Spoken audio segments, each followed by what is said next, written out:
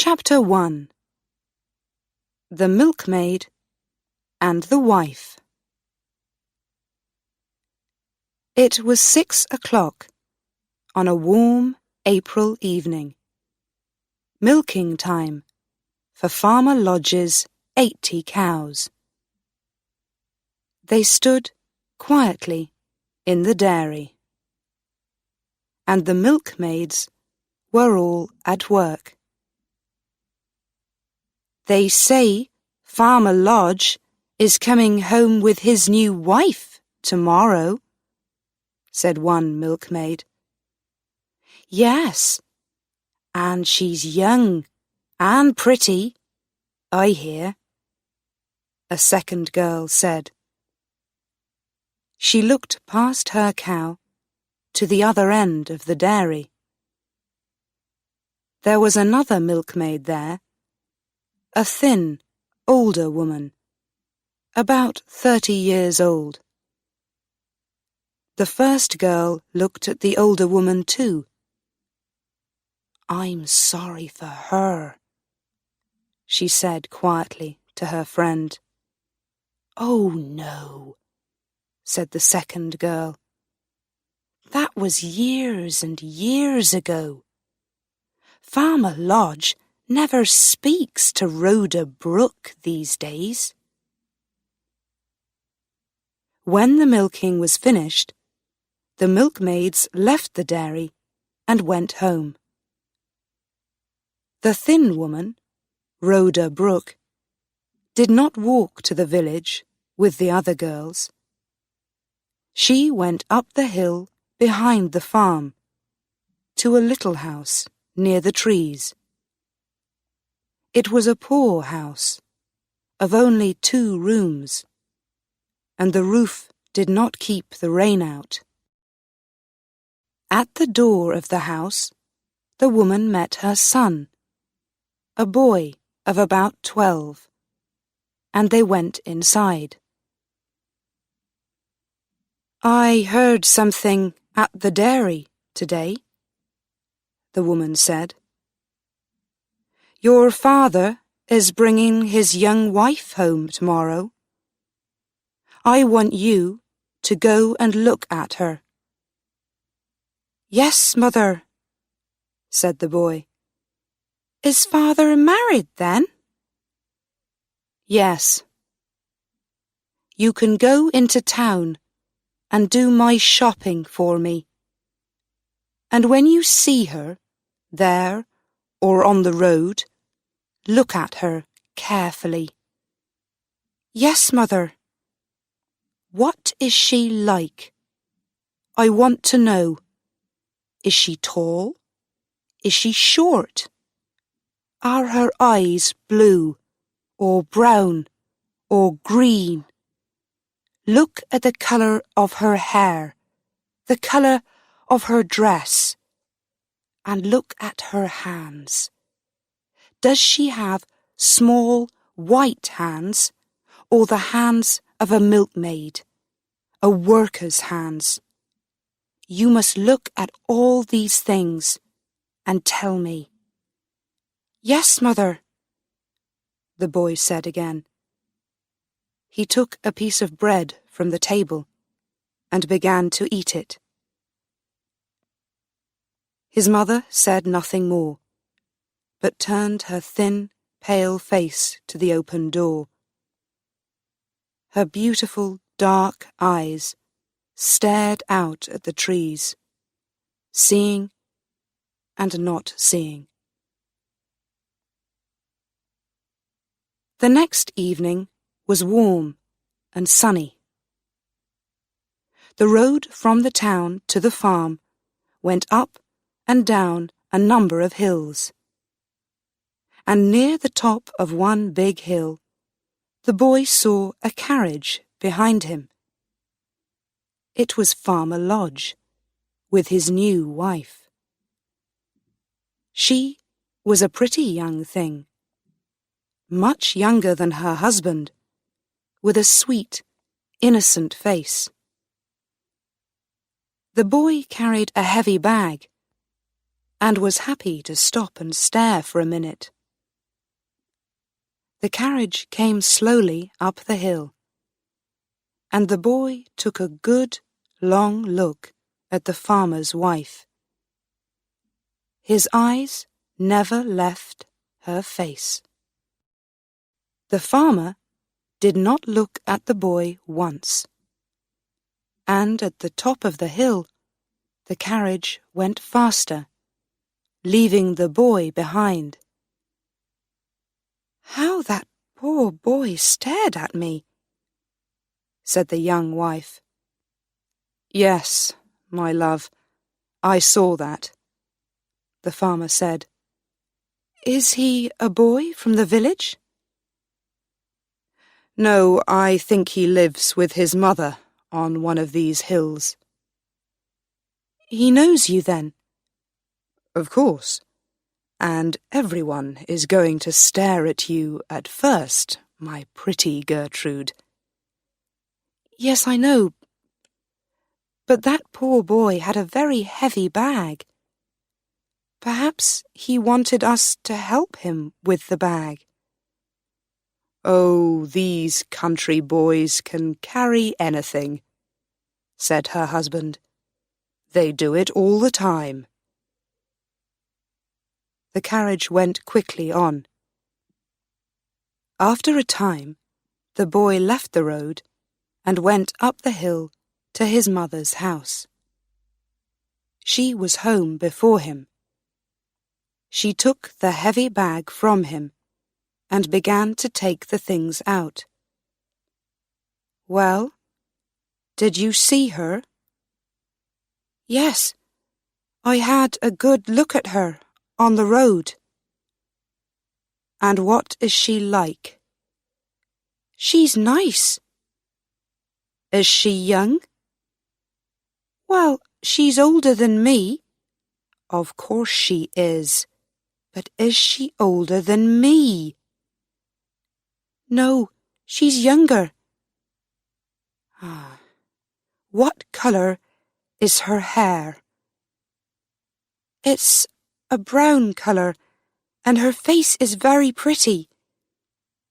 "Are her eyes dark?" "No, they're blue, and her mouth is very nice and red.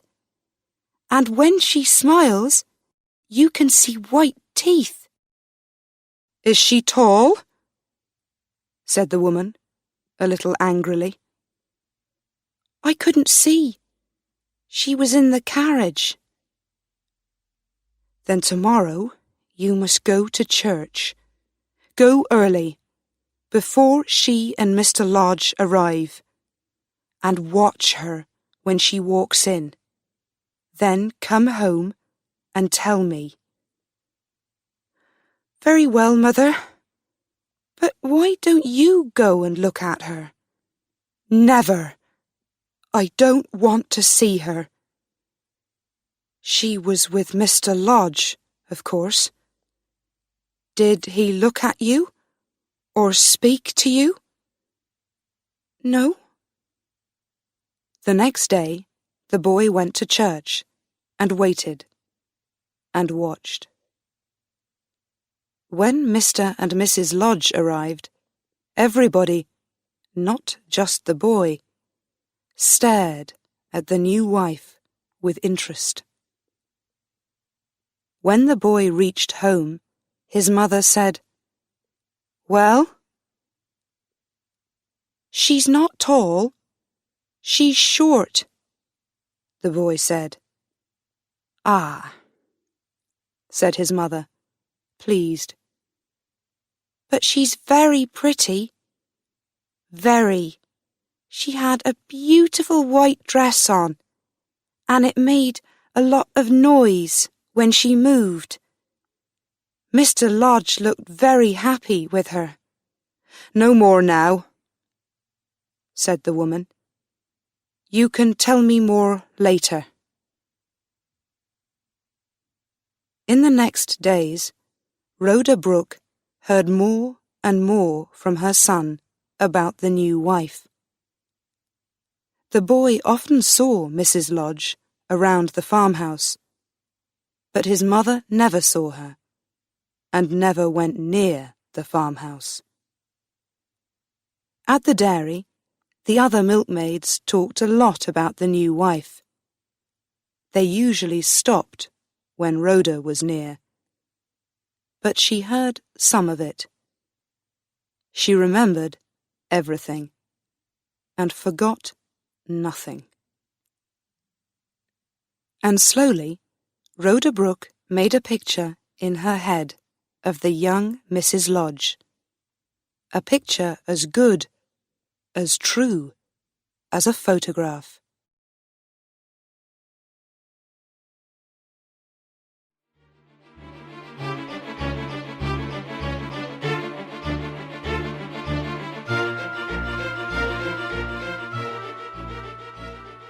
Chapter 2.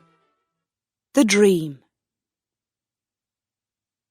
One night, 2 or 3 weeks later, when the boy was in bed, Rhoda Brooke sat by the dying fire in her little house. She stared at the fire for a long time, but she saw only the picture in her head of the new wife. At last, tired from her day's work, she went to bed. But the picture of Gertrude Lodge did not go away. When Rhoda slept, the young wife was still there in Rhoda's dreams. She sat on Rhoda's body in the bed, staring into Rhoda's face. Her blue eyes were cold, and with a cruel laugh, she put her left hand in front of Rhoda's eyes. There, on the 3rd finger, was her wedding ring, and the phantom of Gertrude Lodge laughed again. Rhoda turned this way and that way, but the phantom was still there. It sat, heavier and heavier, on Rhoda's body, and now Rhoda could not move.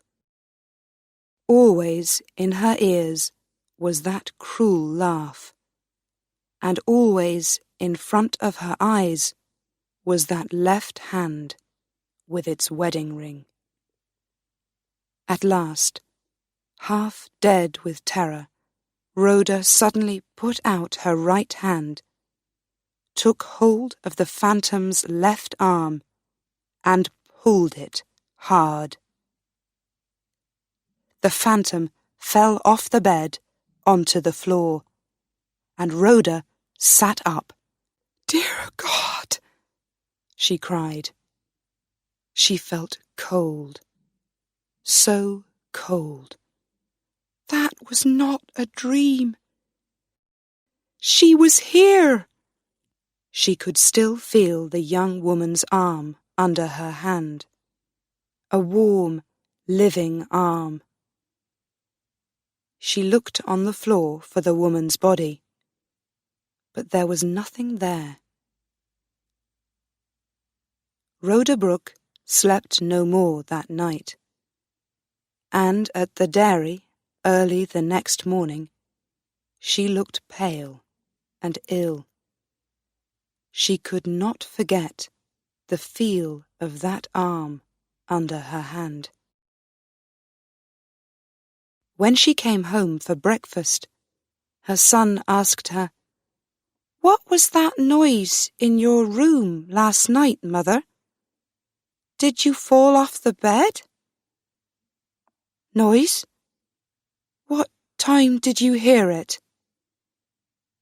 "About 2 o'clock. But what was it, Mother? Something fell. I heard it. Was it you?" Rhoda did not answer, and after breakfast she began to do her work in the house. At about midday she heard something, and looked out of the window. At the bottom of the garden stood a woman, the woman from her dream. Rhoda stood still and stared. The boy came to look out of the window too. "Oh, there's Mrs. Lodge," he said. "She told me—" "Told you?" said his mother. She looked angry. "Why did you speak to her? I told you not to." "She spoke to me first. I met her in the road." "When was this?" "Yesterday." "What did you tell her?" "Nothing. She began to talk to me, and then she saw my old shoes. She said, 'Do they keep the rain out?' And I said, 'No, they don't. But Mother and I have no money for new shoes.' Then she said, 'I can give you some better shoes.' She's bringing them now, I think. Perhaps they're in her bag. She's very nice, Mother. She gives things to lots of people." By now, Mrs. Lodge was at the door. Rhoda wanted to run away, but there was no back door in her little house. So she waited, and the boy ran to open the door. "This is the right house, then?" said Mrs. Lodge, smiling at the boy. "And this is your mother, is it?" The face and body were the same as those of the phantom in Rhoda's dream. But there was nothing cruel in this face. The blue eyes were warm, and the smile was sweet and kind. The young woman took the shoes out of her bag and gave them to the boy. She smiled and talked in a warm and friendly way. "How kind she is," thought Rhoda. "How young and sweet and innocent. Why did I have that bad dream about her? She's a friend, not an enemy." 2 days later, Mrs. Lodge came again, with a new shirt for the boy. And 12 days after that, she visited Rhoda a third time. The boy was out that day. "I like walking up here on the hill," Mrs. Lodge told Rhoda. "And your house is the only one up here." They talked about the weather and the village. Then Mrs. Lodge got up to leave. "Are you well, Rhoda?" she asked. "You look pale." "Oh, I'm always pale," said Rhoda. "But what about you, Mrs. Lodge? Are you well?"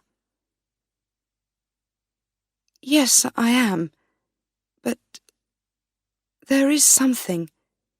It's nothing very bad, but I don't understand it." She uncovered her left hand and arm.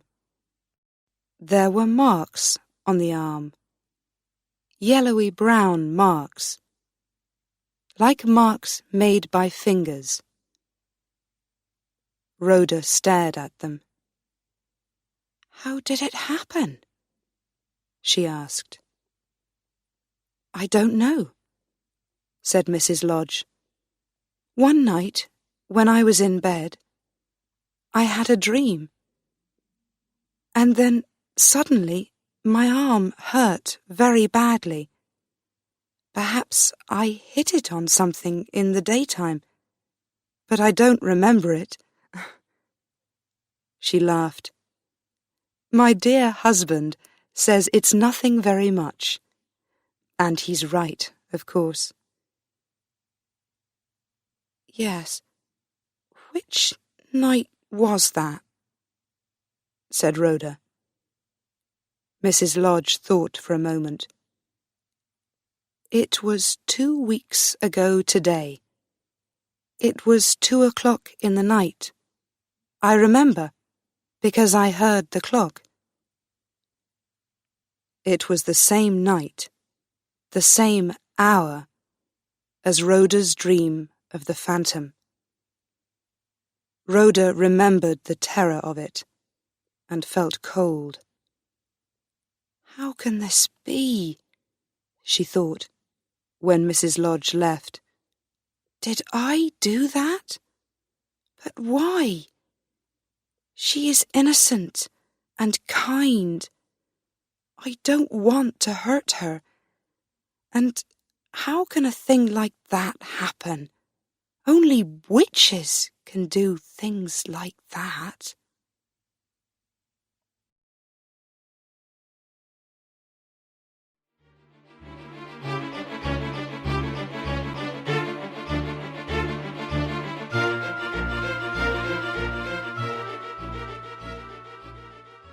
Chapter 3.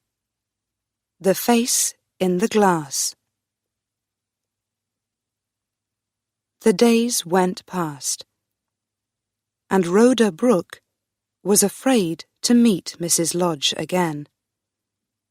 She liked her, and did not want to remember the strange dream, or the strange marks on the young wife's arm. But she could not stop thinking about them. One day they met on the road from the village. They began to talk, and after a minute or two, Rhoda said, "How is your arm, Mrs. Lodge? Is it better now?" "No, it isn't. It's worse than before. Sometimes it hurts very badly." "What does the doctor say about it?" asked Rhoda. "He doesn't understand it. He just says, 'Put the arm in hot water for 5 minutes twice a day.' Well, I do that, but it doesn't help." "Can I look at your arm?" asked Rhoda. Once again, the younger woman uncovered her arm, and Rhoda stared at it. The arm was thinner, and a little withered, and the marks looked more and more like marks made by fingers. Rhoda remembered her dream, and the feel of the arm under her hand, in just the same place. "It looks like the marks of fingers," Gertrude Lodge said. She tried to laugh. "My husband says they are a witch's marks. A witch put her hand on my arm, he says, and it's killing the flesh." "No, no," said Rhoda quickly. She felt cold and afraid. "Don't listen to those old stories." The young wife's face was unhappy. "No, but you see, I think he begins to love me less because of these marks on my arm. Men always like their wives to be pretty, don't they?" "Some men do," said Rhoda. "But don't show him the arm. Cover it all the time, and then he can't see it. Ah, but he knows the marks are there. Gertrude looked away, but Rhoda could see the tears in her eyes. I hope your arm is better soon, Mrs. Lodge, she said quietly. She said goodbye and began to walk home. She felt sorry for the poor, innocent young wife, and did not want to hurt her. But she did not feel sorry for the husband. She walked home, thinking about him. So, Farmer Lodge, she thought, you loved me once, but then you left me and did nothing to help me. You wanted a new, younger and prettier woman for your wife. But she is not so pretty now, is she?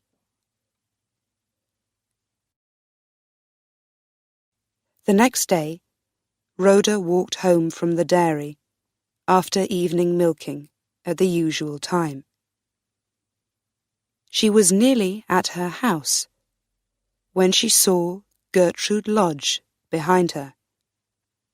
Rhoda went down the hill to meet her. "Oh, Rhoda," called Gertrude. "I wanted to see you, to ask you—" Her face was pale and worried, and she held her left arm with her other hand. "Somebody told me," she said, "about a man at Egdon Heath. They don't know his name, but they say he is a famous wise man and can help people with things like this." She looked down at her left arm and then looked at Rhoda with hope in her eyes. "They say you know about him, this wise man. Do you know his name?" "Perhaps they mean Mr. Trendle," Rhoda said slowly. She felt ill. This man, Trendle, people said, could do many strange things. He could understand dreams. He could drive phantoms out of houses. He could stop the work of witches. "I am not a witch," she thought. "I am not. I do not believe in these things." Gertrude watched her. "You know him," she said. "I can see it in your face. Of course, I don't believe in wise men. What can they do? But, well, I can just go and see him. Is it far to his house?" "Yes, about 5 miles, said Rhoda. "Well, I must walk there. I cannot tell my husband about this. Can you come with me, Rhoda, to show me the way? Perhaps tomorrow afternoon?" "Oh, no, Rhoda began. "Please," said Gertrude. And in the end, Rhoda could not say no. Mrs. Lodge was good and kind, and she needed a friend's help. But perhaps a wise man could see into people's dreams. Rhoda did not want to meet this man, Trendle, and she was afraid. The next afternoon, she met Gertrude by the trees near her house, and they began the long walk across the hills to Egdon Heath. It was a cold day, and the sky above the hills was dark and unfriendly. They found Mr. Trendle's house outside the village. He was at home when they arrived. He was an old man with grey hair, and he looked long and hard at Rhoda when he saw her. Mrs. Lodge told him about her arm, and he looked at it carefully. "No, doctors can't do anything for this," he said. "This is the work of an enemy." Rhoda moved away a little. "An enemy? What enemy?" asked Mrs. Lodge. "I don't know," said the wise man, looking at her. "But perhaps you do. I can show the person to you. Do you want me to do that?" "Yes," said Gertrude. "Yes, please show me." Mr. Trendle took Gertrude into another room, but the door was open, and Rhoda could see into the room. The wise man took an egg and did something to it. Then he put a glass of water on the table and carefully broke the egg open. The white of the egg went down into the water, changing to a milky white colour and moving slowly round and round. He put the glass in front of Gertrude. "Look down into the water," he said. "Look for a face." Gertrude stared down into the water. "Do you see a face?" the wise man asked quietly. Gertrude whispered something, but Rhoda could not hear. She turned away from the door. When Mrs. Lodge came out, her face was pale, paler than Rhoda's. Mr. Trendle closed the door behind her, and the two women began to walk home. But things were not the same between them. Did he ask for money?" Rhoda said quietly. "Oh, no, nothing. He did not want a penny," said Gertrude. "And what did you see?" asked Rhoda. "Nothing. I don't want to speak about it." Gertrude did not look at Rhoda. Her pretty young face looked 10 years older, and was now more like the face of the phantom in Rhoda's dream. They did not speak for a long time. Then Gertrude said suddenly, "Did you want me to come here and see this wise man? How strange of you." "No, I didn't. But now I am not sorry we came." For the first time since her dream, Rhoda felt a little pleased. Life was cruel, she thought, and Gertrude Lodge must learn that lesson too. On the long walk home, they did not speak again about their visit to the wise man. But other people did, and whispered stories about it in all the farms and dairies.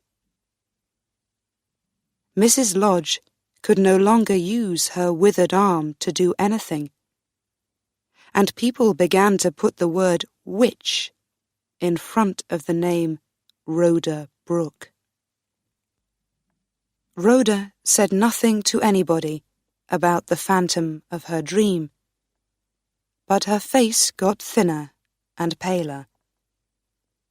And in the spring, she and her boy left their house and went away into the hills in the west.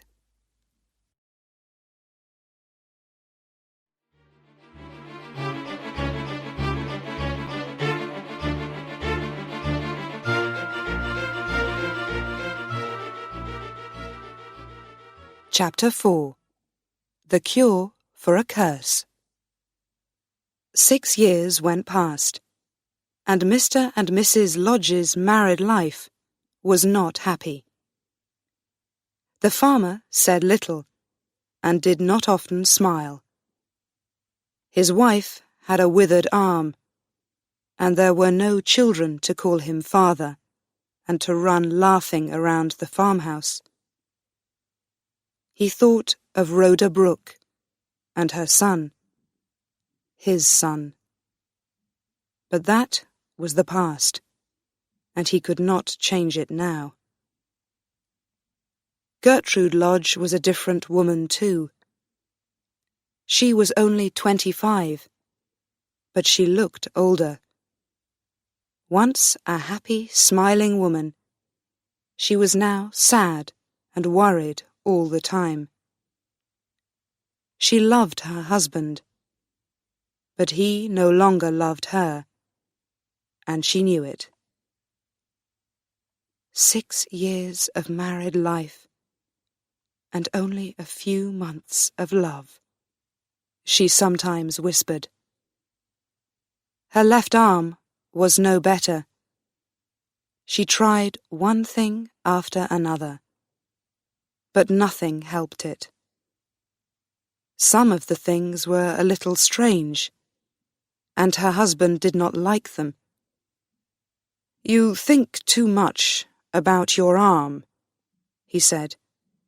"You need somebody to talk to, somebody to be around the house. At one time, there was a boy. I wanted him to come and live with us.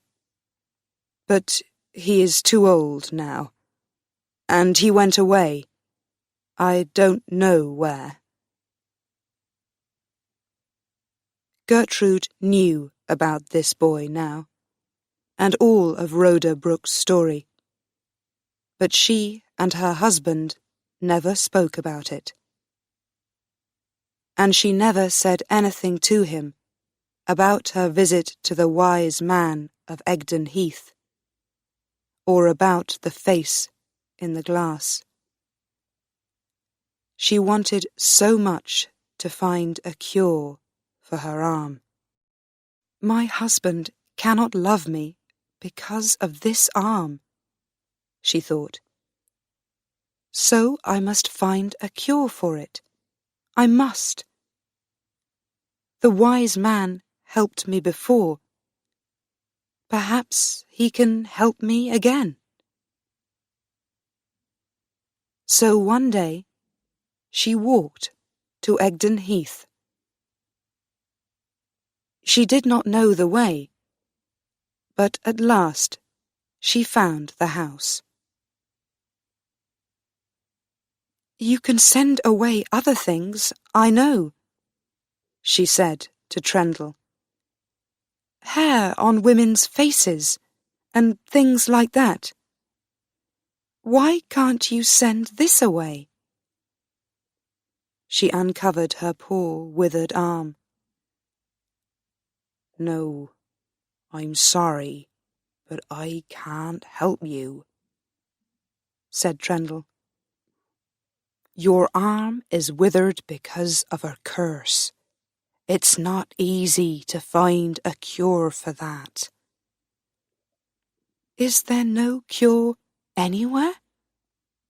asked Gertrude sadly. "There is one thing," Trendle began slowly, "but it's not easy for a woman to do. "Oh, tell me," said Gertrude. "Please." "You must put the withered arm on the neck of a hanged man. You must do it before he's cold, just after they take his body down." Gertrude's face was pale. "How can that do good?" "It can turn the blood, and that changes many things in the body. You must go to the jail when they hang someone, and wait for the body when they bring it in. In the old days, lots of people did it. These days, not so many do it. But it is still the best cure for a curse." Back at home, Gertrude thought about this for a long time. She tried to forget it, but she couldn't. She wanted to be pretty again. She wanted her husband to love her again. Yes, she must try this cure. She must. "But how do I do it?" she thought. "Where is the nearest jail? How can I get there? How often do they hang people? And when there is a hanging, how can I learn about it before it happens?" So many questions.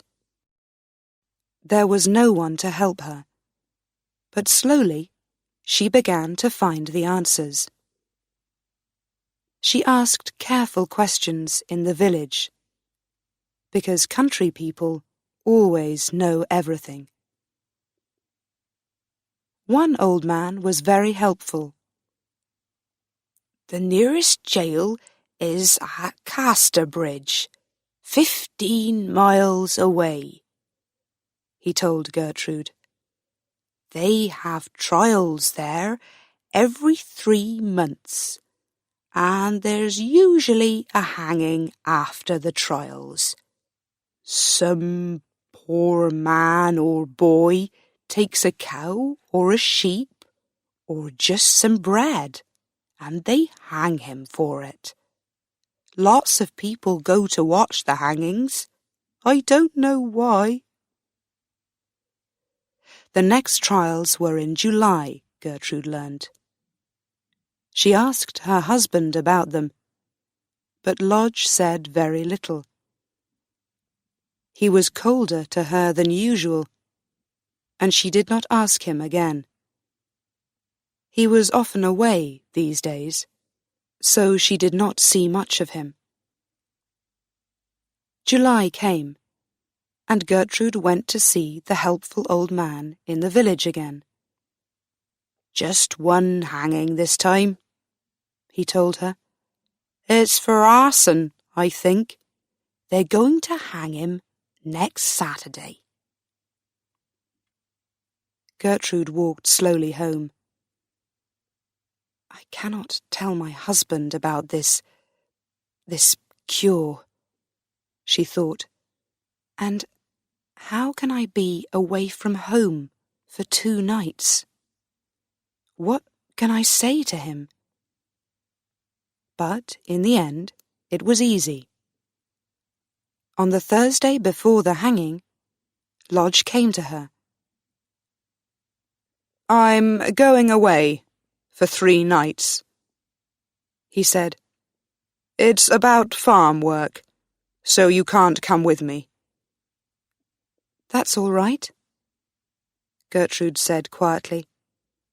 "I'm happy to stay at home." They said nothing more, and on Thursday, Lodge drove away in the carriage.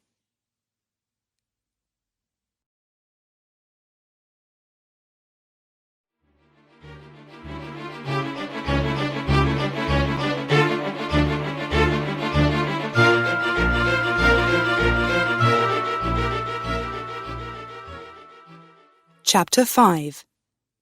The Hangman. The next morning, Gertrude got ready to leave for Casterbridge. She did not want to go by road because she did not want to meet any of her husband's friends. So she took one of the heavy horses from the farm and rode west across the hills. She was afraid of riding with a half-dead arm, but the farm horse was quiet and slow and easy to ride. He carried her uphill and downhill, past rivers and through trees, moving west all the time. The sun slowly went down in the sky, and it was nearly 8 o'clock when Gertrude stopped for a moment at the top of a hill. It was the last hill before the town, and she could see the roofs of Casterbridge below. There was a big building on a hill at the end of the town, with a white roof. She knew this was the jail, and she could see a lot of workmen on the roof. What are they doing? She thought. They're building something up there on the roof. Oh! Suddenly she understood, and quickly turned her eyes away. It was a warm summer evening, but she shivered with cold. Tomorrow they're going to hang a man on that roof, she thought, and when he is dead... She shivered again. But then she remembered her husband's cold words and his unsmiling face, and she rode on down into the town. She found a room to stay for the night, and then went out into the town. What do I do now? She thought. How can I get into the jail tomorrow? Who must I talk to? The men at the jail or the hangman? She was afraid to go to the jail, so she went to find the hangman. He had a house down by the river, a boy in the town told her. When she found the house, she stood outside for some minutes, afraid to go to the door. Then the door opened, and a man came out. "Who are you?" he called out. "What do you want?" "I want to speak to you for a minute." He came nearer and looked at her. "Well, well, that's a pretty face," he said. "Come into the house." They went inside. Davis, that was his name, was a hangman on some days, but a gardener on other days. "Is it about gardening work?" he asked Gertrude. "I can't do any tomorrow because I'm working at the jail." Yes, I know. That's why I'm here." "Ah, I thought so. Is the poor man one of your family, then? Perhaps your young brother?" "No." Davis looked at Gertrude's dress. "I don't think so. Was he one of your farm workers, perhaps?" "No. What time is the hanging?" "The same as usual. 12 o'clock. "And it is going to happen, yes?" "Oh, yes. Nothing can stop the hanging now," said Davis. "But I'm sorry for this young man. I truly am. He's only 18, They say it was arson, but I don't know. He was there when the fire began, but there were 20 other men there too, so how do they know? I think they just want to hang someone, anyone. But what can I do for you, my pretty? I need a cure, Gertrude said. A cure for a curse. And a wise man told me about the hanged man and turning the blood. Oh, yes, miss. Now I understand. People sometimes come for that, but not pretty young things like you. Well, well, what's the cure for? It's this. Gertrude uncovered her left arm. Ah, it's all withered, said the hangman, looking at it. Yes, she said. Well, a hanged man's neck is the best cure for that, he said. Your wise man was right. So, can you help me? Gertrude whispered. Usually people go to the jail and take their doctor with them and give their name and address. But yes, I can help you. For a little money, perhaps? Oh, thank you, Gertrude said. It's better like this. I don't want people to know about it. Don't want your lover to know, eh? No, husband. Aha. Very well.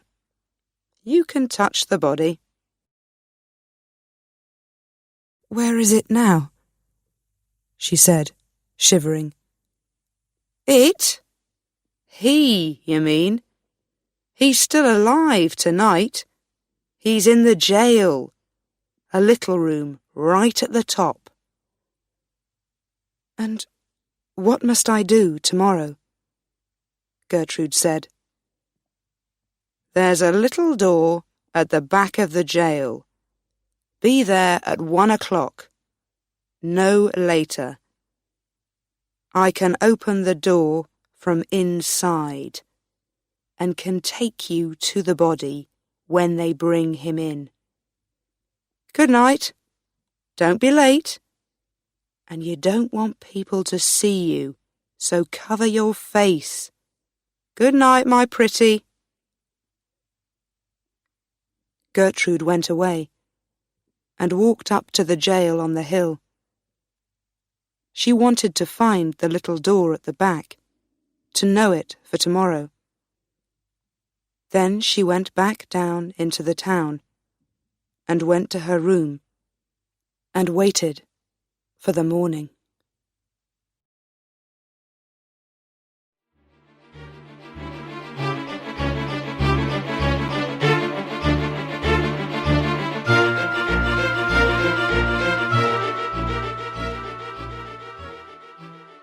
Chapter 6.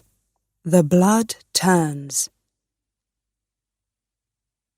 At 12:30 on Saturday, Gertrude Lodge walked up the hill to the jail. She went there by the small back streets, because there were so many people in the town. They were there for a holiday, to watch the hanging.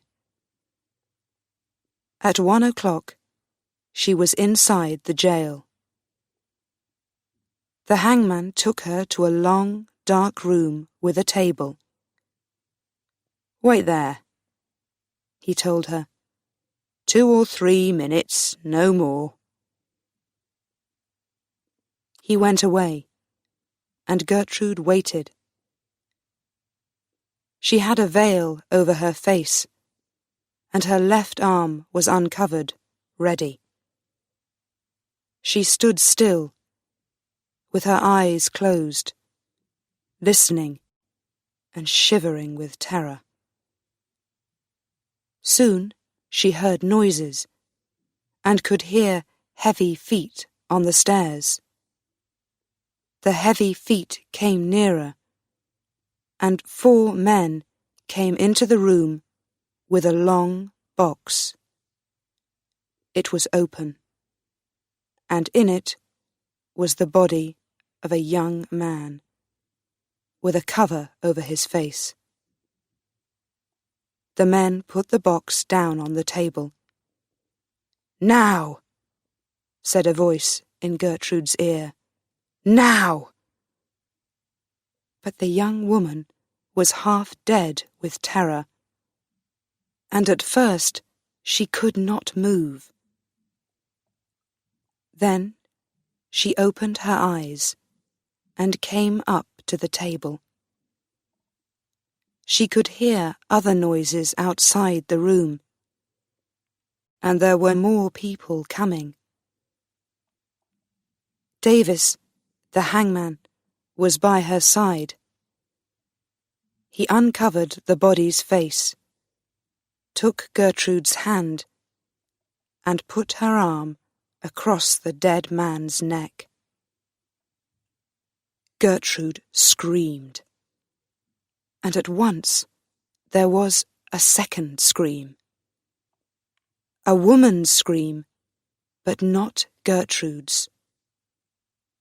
Gertrude turned round. Behind her stood Rhoda Brooke, her face pale and her eyes red with crying. Behind Rhoda stood Gertrude's husband. He looked old and sad, but there were no tears in his eyes. "You! What in God's name are you doing here?" he whispered angrily. "Oh, cruel, cruel woman!" cried Rhoda. "Why do you come between us and our child now? This is the true meaning of my dream. You are like that cruel phantom at last." When Gertrude saw her husband with Rhoda, she knew at once that the dead young man was Rhoda's son. She stared at Rhoda with terror in her eyes. Then Rhoda ran to Gertrude, closed her hand round the younger woman's arm, and pulled her away from the table. When she let go of the arm, the young wife fell down at her husband's feet. She never opened her eyes again. They carried her out of the jail into the town, but she never got home alive. Perhaps it was the turning of the blood. Perhaps it was her withered arm. Perhaps it was her terror in the jail when she turned and saw Rhoda behind her. Doctors came and looked at her, but they could do nothing to help her. And 3 days later, she died. In those days, the unhappy parents of a hanged man came and took the body away after the hanging. That was why Farmer Lodge was at the jail with Rhoda that day. It was not his first visit to the jail. With Rhoda, he went many times to visit his son that summer, and that was why he was away from the farm so often. But after his young wife died, nobody ever saw Farmer Lodge in Casterbridge again. he went home to his farm. But he did not stay there long. After a short time, he sold the farm and the farmhouse and all the cows and sheep and horses. Then he went away to live in a small town by the sea. He lived very quietly, without any friends or family near him. When he died 2 years later, he left a lot of money. Most of it went to a home for poor boys. But there was money for Rhoda Brook too. For some time, nobody could find Rhoda. Then one day, she came back to her old house near the dairy. But she never took a penny of Farmer Lodge's money. She went back to work in the dairy and worked there for many long years, milking the cows in the morning and again in the evening. Her dark hair turned white, and her sad, pale face looked thin and old. Most people knew Rhoda's story, and sometimes they watched her at milking time. What did she think about, all those long days at morning and evening milking? But nobody ever asked her, and nobody ever knew the answer.